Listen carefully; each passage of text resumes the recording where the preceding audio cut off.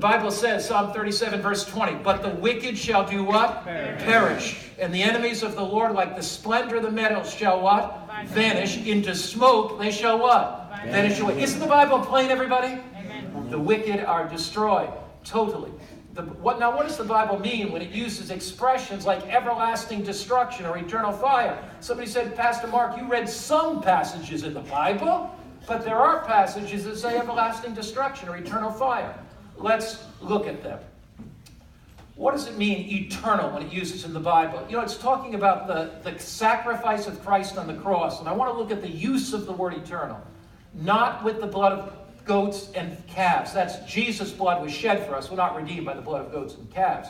But with his own blood, he entered into the most holy place once for all, having obtained eternal redemption for us. Amen. Where did Christ obtain eternal redemption for us? Where did that happen? On the cross. Is Jesus still hanging on the cross? No. What is eternal redemption? Eternal redemption is the effects of what Christ did on the cross applying forever. So when a person, what does it mean when it says eternal destruction? They are destroyed once, but the effects of that destruction are eternal. It never has to be done again.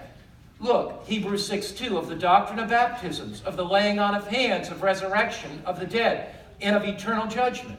So does eternal judgment mean that 1 trillion years from now, God is still doing judging the wicked? No, not at all. Eternal judgment is one judgment whose effects are eternal, that lasts for eternity. The results of redemption in judgment will be everlasting. The results of redemption in judgment will be eternal. Now, here's an interesting passage. As Sodom and Gomorrah. You know, I said to one audience, who are Sodom and Gomorrah? Some guy raises his hand and said, two twin sisters. Now, Sodom, I got to clarify that. You know, Sodom is not the guy and Gomorrah is not the wife. No, Sodom and Gomorrah are two cities that were destroyed in Old Testament times. As the Sodom and Gomorrah and the cities round about them in a similar manner to these, having given themselves over to sexual immorality, gone after strange flesh, are set forth as an example. Who do you think that Sodom and Gomorrah set forth as an example to? The wicked, the unsaved, suffering the vengeance of eternal fire. What kind of fire did Sodom and Gomorrah suffer the vengeance of? What kind of fire? Eternal fire. Sodom and Gomorrah were cities in the Old Testament hundreds of years ago. Are they still burning now? No. But how could it be an eternal fire then? One fire, God turns them to ashes, whose effects last forever. Now, eternal fire is one whose effects or results are eternal. Matthew 25, verse 45 and 46. Then he will answer them, saying, assuredly I say to you, inasmuch as you did it to one of the least of these my brothers, you did it to me. We go on. These will go away into everlasting punishment, but the righteous unto life eternal. Notice what it does not say.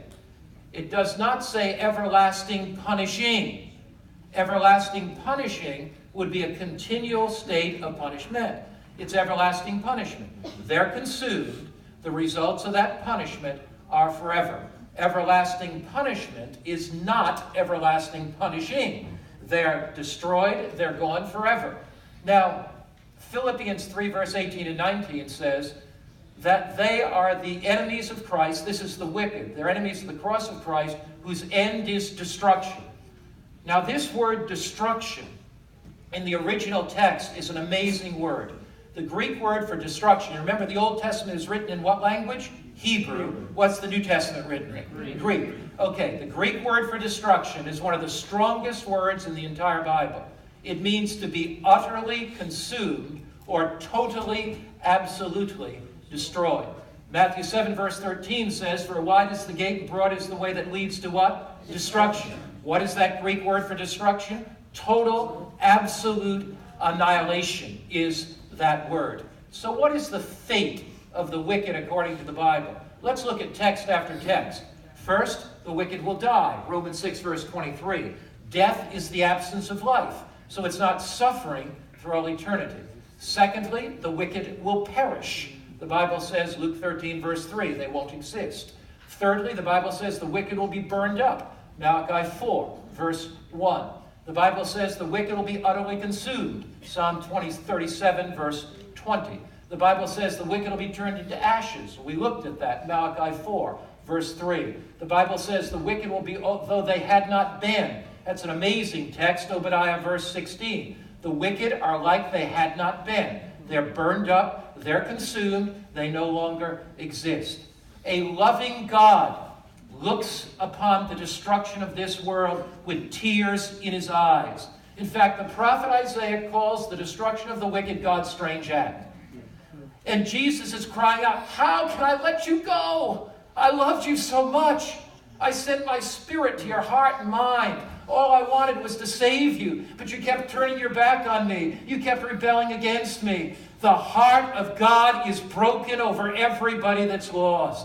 Because every human being is created special in God's sight. Every human being is fashioned individually in God's sight. When the genes and chromosomes came together to form the unique biological structure of your personality, God threw away the pattern. And if God loses you, he can't replace you in the universe. He doesn't have a celestial cosmic copy machine that he can turn you out by great numbers. No, if God loses you, he's lost somebody precious to him. Amen. The greatest motivation to serve God is that he loves me so much, and the one that created the universe has a place in his heart only for me. And if I'm not there, there'll be an emptiness in God's heart forever.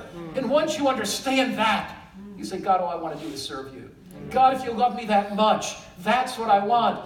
I don't want to make you cry. I don't want to bring sorrow to your heart. I don't want to bring disappointment to your soul. The Bible tells us, though, that Satan's going to be totally destroyed. Isn't that good news? Amen. The one that's tempted us. He's not going to be around someplace in some hot spot. He's going to be gone. Isaiah 47, verse 14. Notice the Bible says this. Somebody says, can the fires of hell destroy the soul? Look what the Bible says.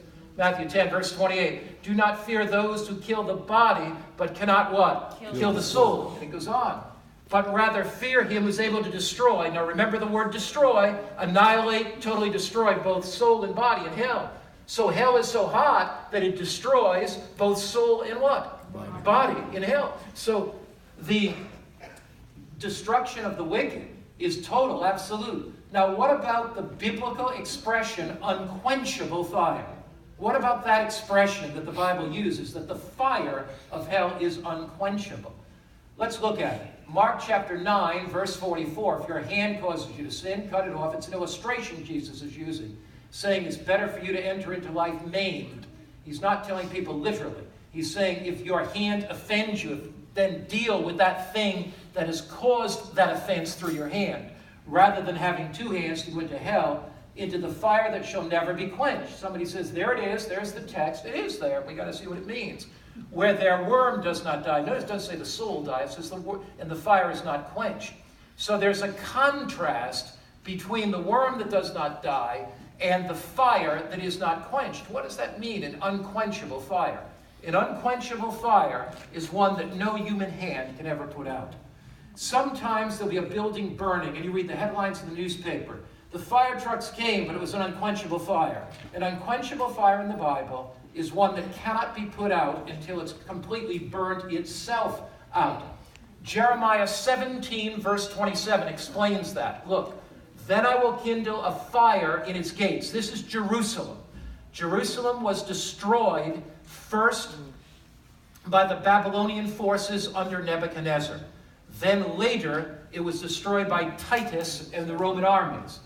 Then I will kindle, this is Jeremiah making a prediction about Jerusalem. Then I will kindle a fire in its gates, and it shall devour the palaces of Jerusalem, and it shall not be quenched. What does the Bible say about the fire that would burn old Jerusalem? It would not be what, everybody? Quenched. Is Jerusalem still burning now? No. What does it mean that it's an unquenchable fire? It means that no human hands could put it out. Jerusalem's a wonderful city today. We've led so many tours there, and we just love to go to Jerusalem. It's a special, special place. The Bible predicts a much better picture for the world.